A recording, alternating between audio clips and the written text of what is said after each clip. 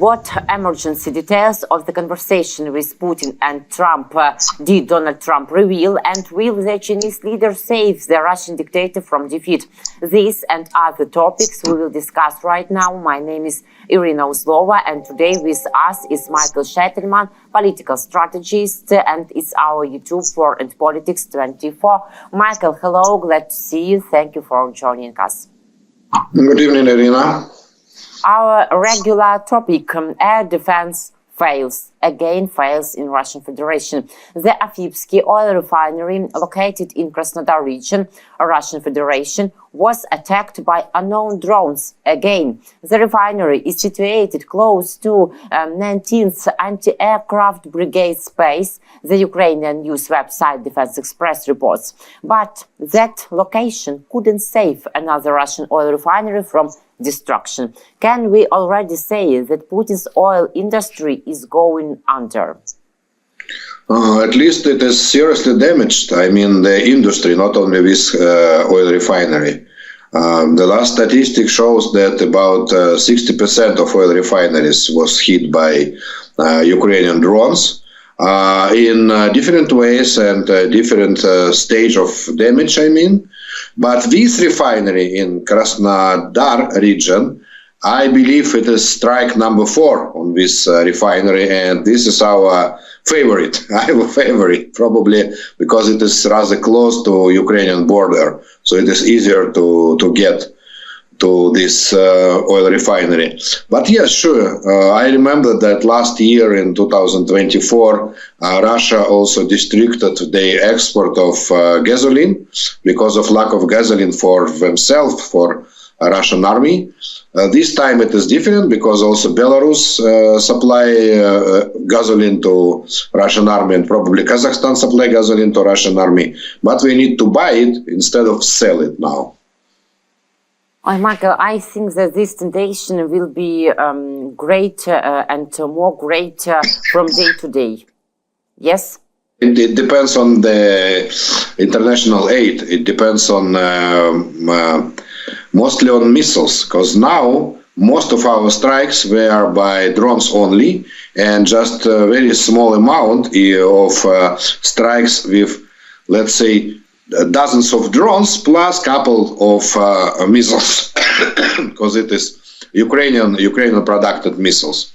And if we could have a couple of missiles in each strike, so it multiply the efficiency of these strikes.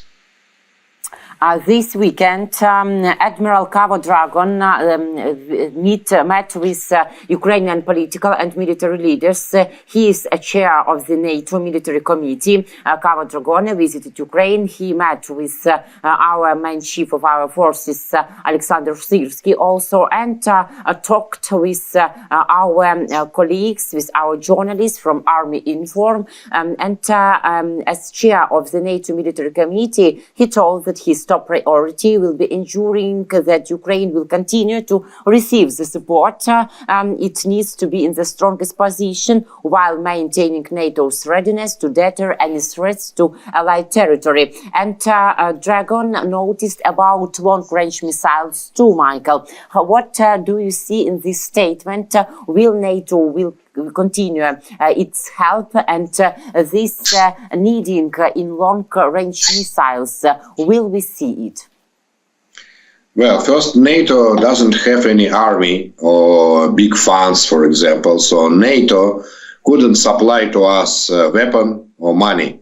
All the financial aid from the NATO side was, during all the war, was something around, I could be mistaken, but not a lot, something less than $1 billion during all the war. So the help from NATO, it is less than 0.5% of total international aid which Ukraine received. Because NATO, it is just bureaucratic organization, which is not an army. And it is very rare when you see somebody in military uniform, which is who is representative of NATO.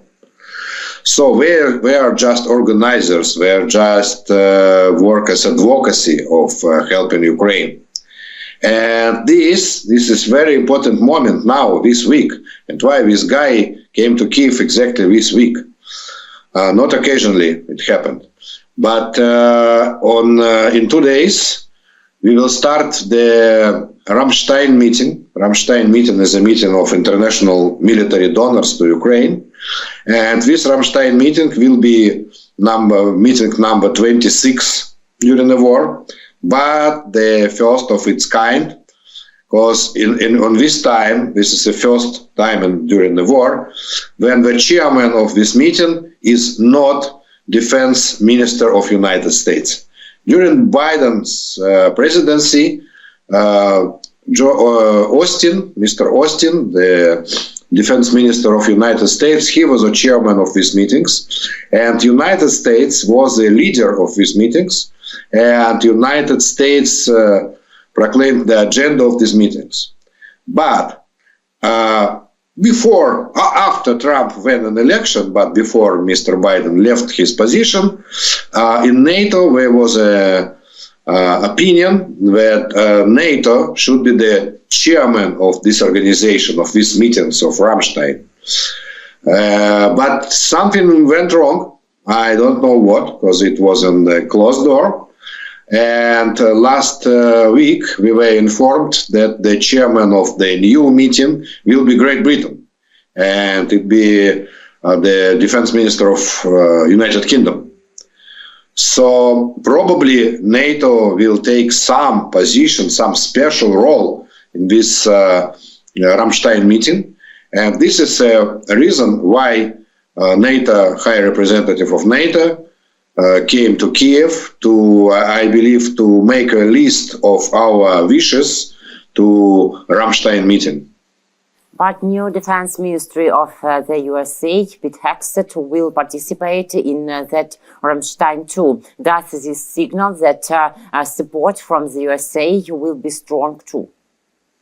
Not exactly. At least they don't leave us, and they don't ready to leave all the military agenda to Europeans and to other partners like Canada, for example, who is also the participant, and Australia.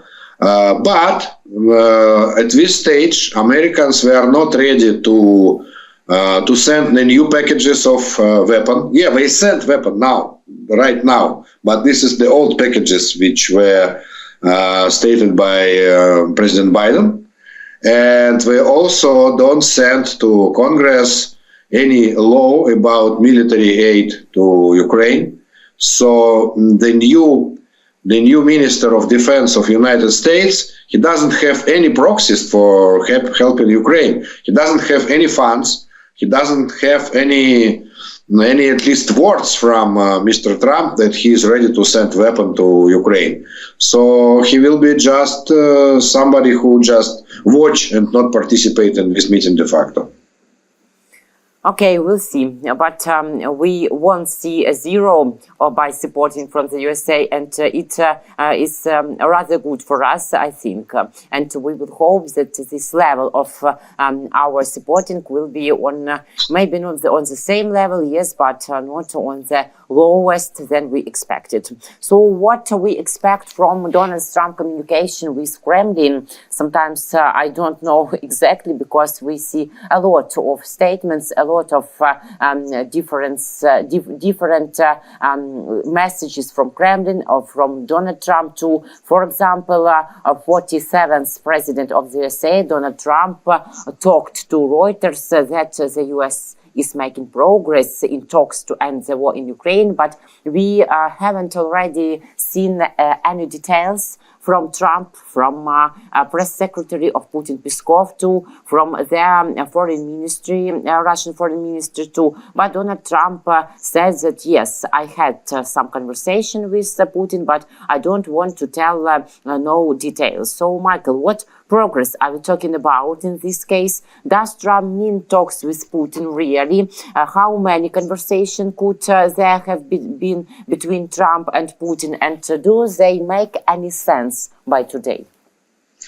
Okay, all the information we received from Trump and from Putin's spokesman is very controversial. First, they controverse themselves usually in their claims.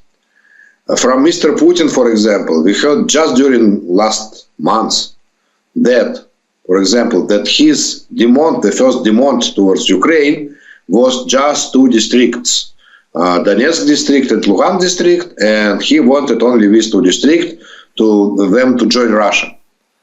So now it absolutely contravenes all of his previous speeches about 4 districts and about some other claims, like for ban of Ukraine to join NATO and for demand towards Ukraine to reduce the number of military forces, etc., etc., etc. So we don't know what to trust exactly when Mr. Putin speaks, when we believe that it is rather absolute bullshit and not the claims. When Mr. Trump said something, he also sometimes controverses with his previous speeches, but at least he more or less, let's say, more or less, we could say what happened, by his speeches. So it looks like, I just stress that this is just only looks like, this is not facts, that he had the first conversation with Mr. Putin immediately after election, and Washington Post reported about this meeting. And once Mr. Trump also mentioned this conversation, this phone conversation, but afterwards he denied about this conversation. So probably they had this conversation in November, immediately after, not only after election, but after first official call between President-elect Trump and President Zelensky. So afterwards, Trump had a conversation with Putin, but they didn't have any progress, obviously, and it looked like they didn't have any progress. And for the next call, they prepared, somehow prepared. It was prepared by teams, by Mr. Trump team and team of Kit Kellogg and Mr. Putin team. So next call probably was after Trump became to be not president-elect, but real president. And we don't know if they had any conclusions from that, but it looked like not. They just heard, American side just heard the new claims from Russian side. Why I think so? Because after this second call, probably second call, Kit Kellogg said in one of interviews that Ukraine should convince general election, presidential election, and parliament election during the war. And he also returned to this idea in another interview, which looks absolutely senseless. It looks senseless in the context of negotiation, because Kit Kellogg, he is not the leader of, let's say, how to make a state democratic. He is the leader of the topic of the peace process between Russia and Ukraine. So, do we have election or we don't have election? It doesn't any way connected to peace process between Russia and Ukraine. And the only connection is the wishful thinking of Mr. Putin. Mr. Putin wants to negotiate with some other president and not with President Zelensky. So he asked, and he asked a lot of times, to organize the general election in Ukraine, which is against Ukrainian law, against Ukrainian constitution, and against common sense, because never in Europe, never were election during a war on the country territory. Mr. Kit Kellogg said that this is the very modern democracy, the countries with modern democracy could also organize election during the war, and brought as an example United States. But the war was not on the territory of United States. Then Ukraine participated in Iraq war, for example, and Ukraine took a part in the Iraq war. We also organized election in Ukraine. And we never said, we can't organize election, we are in Iraq, our forces in Iraq. Not. But now then 20% of territory is occupied, and at least 5% of our population in the army, 5% of our population. And about third of our population are abroad, because we left the houses and went abroad. So this is absolutely impossible. So now what I can conclude that American team just count the wish thinking things from Mr. Putin team, and they prepare some plan based on that. And Kit Kellogg, by the way, a couple of days ago said that there is no plan now. President Trump doesn't have a plan, and he just prepare a plan, and he will proclaim his plan only in 2 weeks or something like that. Michael, it seems to me that no matter what the last name of our president, all presidents, current, potential, will not meet any of Putin's requirements. It seems to me that Putin wants to talk only with the USA and not about Ukraine and not about confident peace. Well, this is your wishful thinking, because Mr. Putin, he thinks by other way. He believes that if any general election will take place in Ukraine, he could influence that by Russian media, by buying somebody. He said a lot of proxy Russian parties in Ukraine before the war. Like he has proxy Russian parties in Germany, he has proxy Russian candidate to presidency of Romania, he had proxy Russians in Hungary and Slovakia. So his dream also to have Ukraine by this way. And he had Mr. Medvedchuk as a head of party opposition platform. And just when the war started, the full-scale war, it appeared that Mr. Medvedchuk works for Putin. Yeah, and he had also other guys in the Ukrainian parliament. And his dream to bring to Ukrainian parliament a lot of Russian agents or Russian parties, Russian-oriented parties, and he also wants to some Russian-oriented candidate to win general election, president election in Ukraine. This is his plan, really. This is his plan, not a dream. A bad plan for him. It seems to me. Moscow is yet to receive a good offer to start talks on Ukraine, Russia's deputy foreign minister said in remarks published on Monday, after the US President Donald Trump said he believed Washington was progressing in negotiations to end the war in Ukraine. It's important that words be backed up by practical steps that they take into account Russia's legitimate interest, demonstrating a readiness to eradicate the root causes of the crisis and recognize the new realities. Deputy Foreign Minister Michael Galuzin told RIA News, state news agency, in an interview. Concrete proposals of this nature have not yet been received, he said.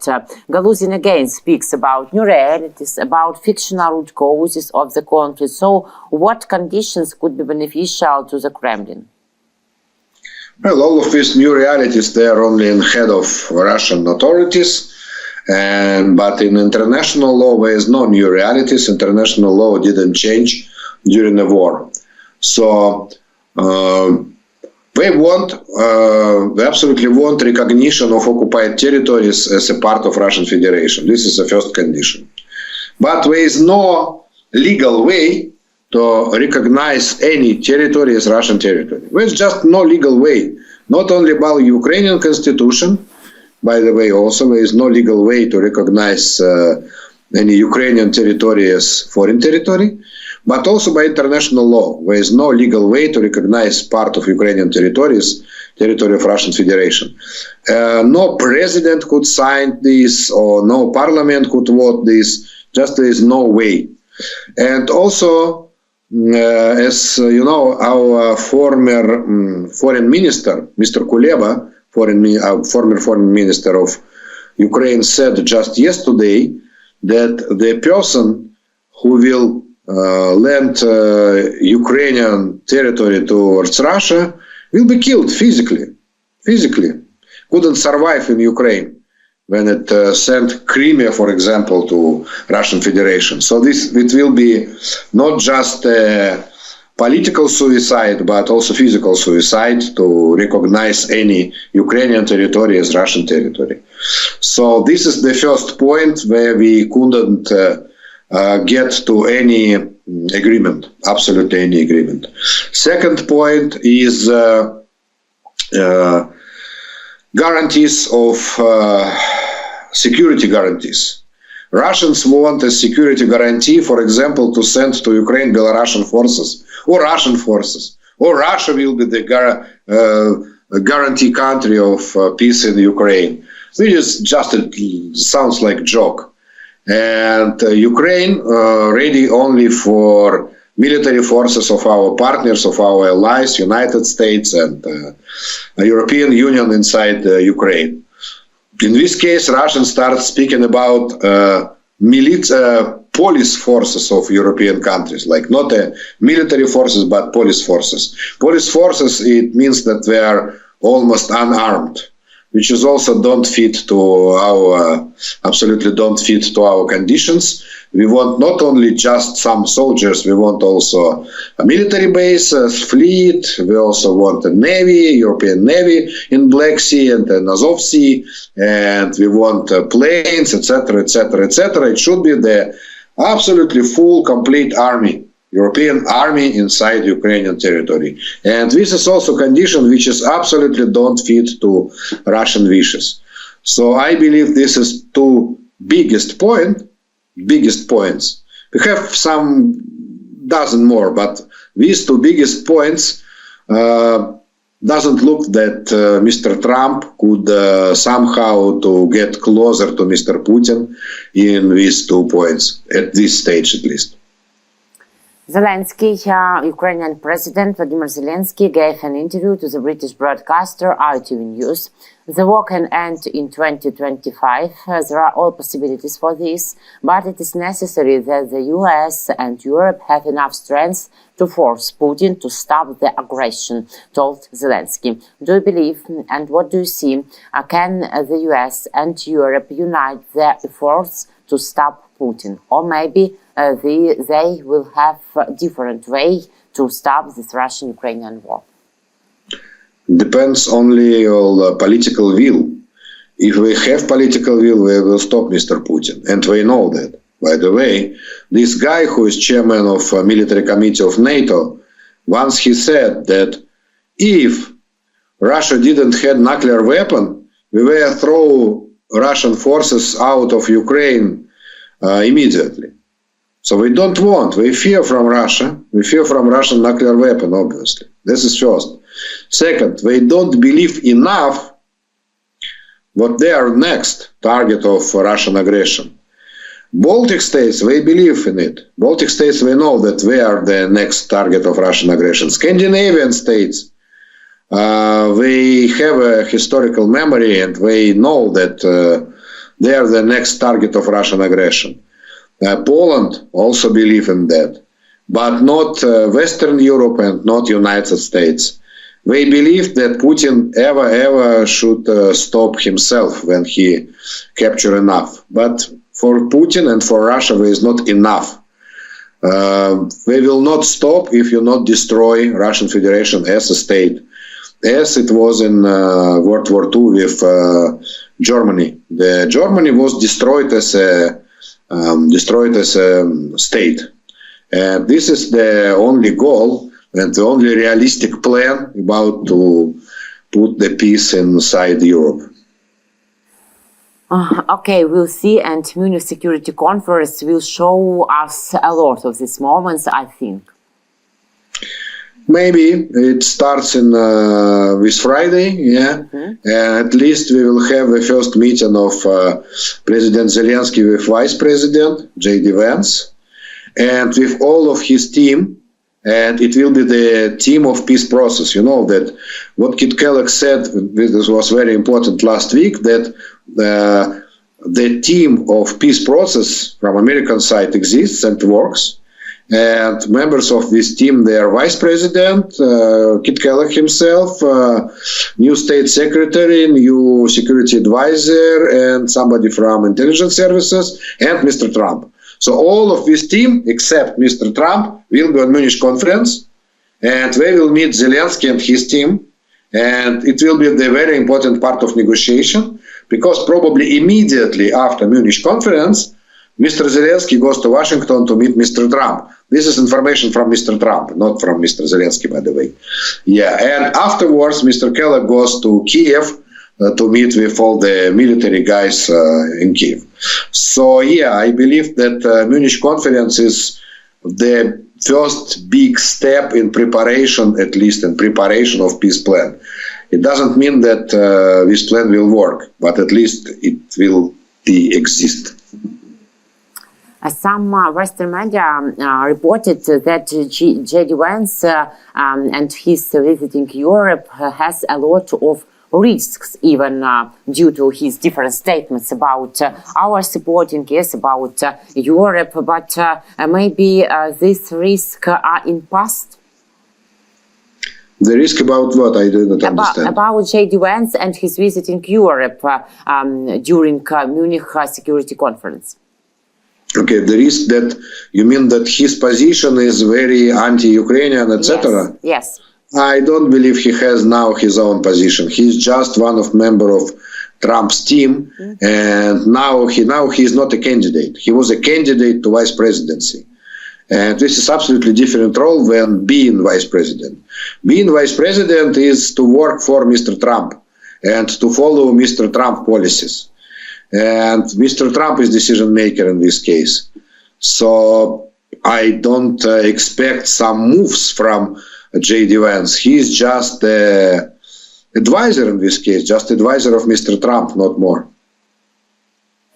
Okay, move on. Xi Jinping accepted Putin's invitation to fly to Moscow on May 9. The Chinese leader also invited the Kremlin master to visit him. The leader of China, Xi Jinping, accepted the invitation of Russian dictator Vladimir Putin to visit Moscow on May 9. This was stated by the Russian ambassador to China, Igor Margulov, as reported by Rosmi. What are your expectations from the meeting between Xi Jinping and Putin? Maybe Putin will capitulate by May 9. No, but also, it is not fact that Mr. Xi himself personally will arrive to this celebration in Moscow. It could be also like, political politeness to say that, I accept, but last moment to send some third deputy or something like that. It is absolutely not necessary to Mr. Xi to come to some senseless celebration in Moscow. Also because there will be a lot of some leaders of third world, from Tajikistan, Turkmenistan, from Armenia, each meeting like that, this is meeting of very not important presidents and leaders. It was last year when we saw some Mr. Lukashenko, president of Belarus, and president of Tajikistan and Turkmenistan, and I don't believe Mr. Xi want to be one of this, one in this role. He is not part of this role. When he came to BRICS meeting in Russia, he came with another great leaders like President of Brazil. Okay, in this case, President of Brazil didn't arrive, but he was planned to be in Russia. Like Prime Minister of India, so that is the leaders of great states. And now to be in this row of very small states is not fit to scale of Chinese leader. But I believe that they have regular communication between Xi and Putin, so it will be not some revolutionary meeting. If Mr. Xi arrives to Moscow on May 9th, it will not be something revolutionary change in the relationship between Russia and China. We know exactly what is the nature of this relationship is.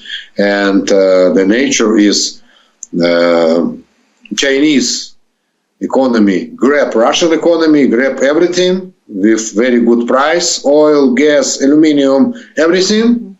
And they pay half a price. And they supply cars, etc., and all the Chinese production with doubled price. So in total, the let's say the multiplier is 4 for Chinese economy. They buy in half price and sell with doubled price. This is the relationship between China and Russian Federation now. Michael, thank you so much for this conversation, for your thoughts. See you next week. Take care of yourself. Thank you, Irina. Bye. Bye. Michael Sheitelman, political strategist. My name is Irina Uzlova. Thank you guys for watching, for viewing. Please subscribe to our YouTube channel. Take care. Thank you so much. Bye.